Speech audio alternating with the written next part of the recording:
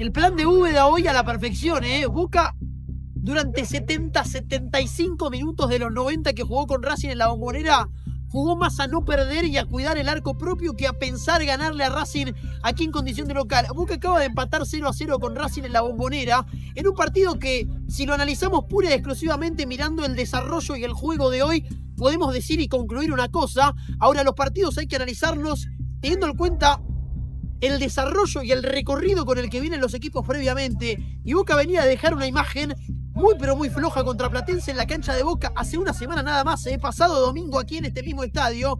Y la verdad es que hoy se imaginaba uno que por el contexto, que por la semana, que por los rumores, que por la continuidad, no continuidad sí del entrenador, Boca tenía que salir a jugar este partido con otra intensidad, o por lo menos con otra cara, con otra intención. Bueno, Boca hoy puso un equipo diagramado y pensado para contrarrestar a Racing y no tanto para pensar en el arco rival y ganarle a Racing aquí en la Bombonera. Hoy Boca puso un equipo con 4 mediocampistas para poblar la mitad de la cancha, para cuidar lo que pasaba en los laterales de Racing, en un Racing que sabe que tiene un argumento claro y muy positivo en los laterales. Ahora, Boca se olvidó de lo propio, Boca se olvidó de la personalidad y de la espiritualidad que le genera a Boca y el compromiso que le genera jugar en esta cancha y salir a ganar los partidos.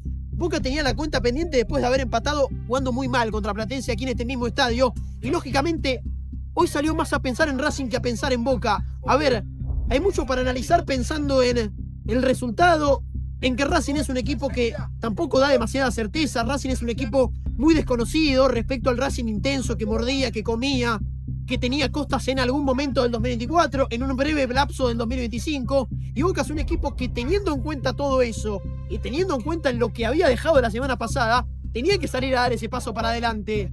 Hoy el doble 5 no iba a estar conformado por Paredes por lesión, lo sabíamos de antemano. Iba a jugar un chico que yo me cansé de decirlo, yo lo digo todos los fines de semana.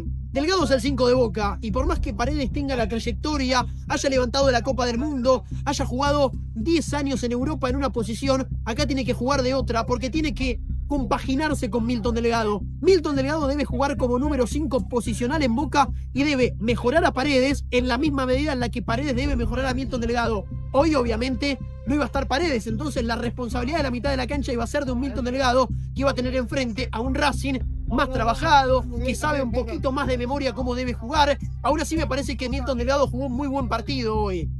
Y que de alguna manera el mediocampo de Boca, decíamos, conformado por Belmonte por la derecha, para que no suba demasiado Gaby Rojas, conformado por un Alarcón por la izquierda, a pierna cambiada, que hoy, para que no pase tanto Canagua al ataque, se iba a parar en ese sector, y una Scasíbar gravitando, tratando de alternar con Merentiel a la posición de Santi Sosa, jugador que se retrocede para conformar la línea de 5, que da ese paso adelante cuando Racing tiene la pelota para formar un futbolista más en la mitad de la cancha, y venía a hacer ese trabajo entre Scasíbar y Merentiel de tomar al 5 de Racing para que Racing, sin superioridad numérica en la mitad de la cancha, no le pueda generar peligro a Boca.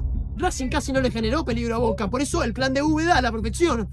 Pero hay que preguntarse por qué Boca deja de querer salir a buscar los partidos, por qué Boca deja de querer comerse a los rivales, porque hoy verdaderamente el empate no es negativo en un clásico, contra un equipo más trabajado, contra un equipo difícil, pero obviamente, teniendo en cuenta todo lo que había pasado, Racing tenía que salirse atormentado de la cancha de Boca, y Boca tenía que salir a buscar el resultado. Bueno, a ver, el primer tiempo realmente fue, para el espectador neutral, malísimo, porque no se jugó por abajo, se jugó mucho por arriba, no hubo profundidad.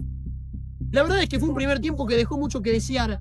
Y de Boca podemos seguir diciendo que es un equipo sin líneas de pase, sin circuitos y obviamente sin sociedades preestablecidas. Boca es un equipo que debe apelar demasiado al jugada tras jugada y que no tiene un plan previo, un decir, bueno, mi idea es que pase Blanco al ataque y qué más. Esa es la pregunta que quizás todavía Boca no se puede responder ante la ausencia del Changuito Ceballos, que va a seguir por lo menos 2-3 semanas afuera del plantel. Racing sigue sin ser un equipo que convenza. Hoy en la mitad de la cancha, un mal partido de Matko Miljevic, que venía siendo una de las grandes certezas de Costas en la mitad de la cancha, y un Baltasar Rodríguez que, ante una mínima intensidad que le propuso Boca, sintió un partido verdaderamente incómodo. Demasiado aislado Maravilla, no han jugado bien los chicos de afuera, Solari y Conegni. Decimos demasiado aislado Maravilla y tenemos que analizar también que los delanteros de Boca siguen jugando en la misma medida aislada en la que juegan hace 3 fechas que arrancó el campeonato, 4 fechas que arrancó el campeonato, o 6 teniendo en cuenta el cierre del campeonato pasado también.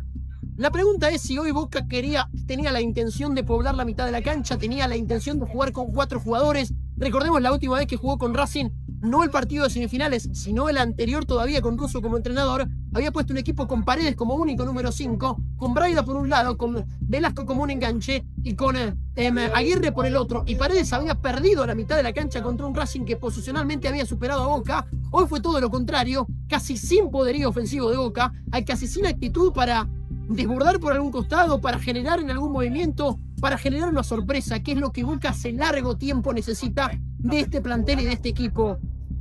Cavani y Merentiel juegan verdaderamente muy aislados de la gestación del fútbol en la mitad de la cancha. ¿Por qué? Porque Boca no tiene un jugador pura y exclusivamente encargado de gestar el fútbol. No lo es Alarcón, no lo es Belmonte, tampoco lo es Ascasíbar, ni mucho menos Milton Delgado. Hubo algún momento en el segundo tiempo donde ese 4-4-2 de Boca pasó a transformarse o a quererse parecer más en un 4-1-3-2 con un Ascasíbar algunos metritos más adelante y con Alarcón y Belmonte acompañando la presencia del 25 de Boca.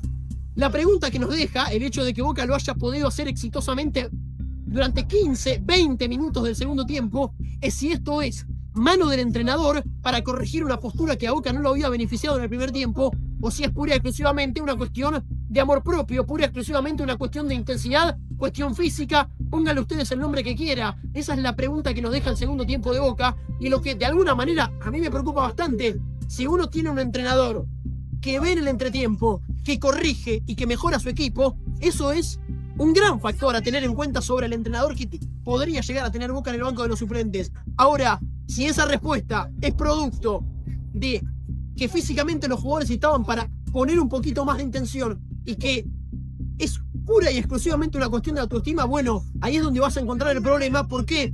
Porque esa cuestión positiva de la que hablamos te va a durar solamente 15, 20 minutos en el complemento. Y cuando Boca se empezó a diluir, cuando Boca empezó a perder la pelota, cuando Boca bajó en la intensidad, otra vez Racing pasó a ganarle la mitad de la cancha, otra vez Racing empezó a dominar el partido y otra vez tranquilamente Racing lo podría haber ganado. La más clara la tuvo Solari adentro del área en un centro pasado al segundo palo que luego Solari no logra convertir por goles.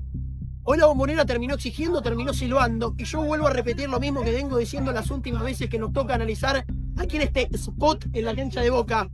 A este Boca la exigencia lo abruma, a este Boca el silbido lo preocupa, a este Boca el cántico en contra cuando tiene que proponer un poco más para llevarse por encima a los rivales lo intimida. Boca es un equipo todavía inestable, Boca es un equipo por sobre todas las cosas inseguro que necesita que la gente lo acompañe. Cuando la hinchada aprieta un poquito, cuando se le empieza a exigir más a este plantel de Boca, Boca no se antepone a la negativa, Boca no se antepone a la complicada y Boca realmente se termina condicionando por demás y de mala manera por un contexto que realmente le termina generando un resultado que para mí hoy, a pesar de haber empatado 0-0 contra Racing en la cancha de Boca, es adverso y no es positivo, porque obviamente Boca saca un punto contra un equipo complicado, contra un clásico, contra un rival que tranquilamente le podría haber ganado. Ahora los partidos se analizan completos, pero también se analizan en contexto. Y si uno tiene en cuenta que Boca viene de dejar una imagen muy pero muy pobre el otro día aquí en este mismo estadio contra Platense, y además de los últimos cuantos 10 clásicos, ahora 11,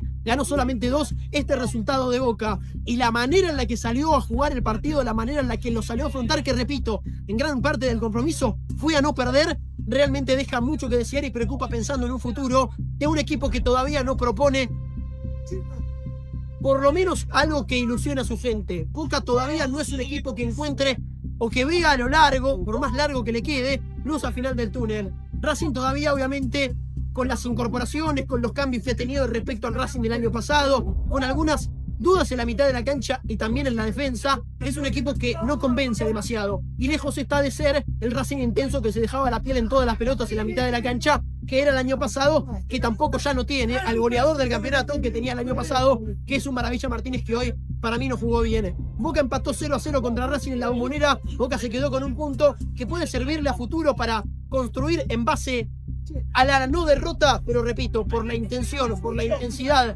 y por lo que demostró Boca en el campo de juego, que pareció jugar más a no perder que a ganar.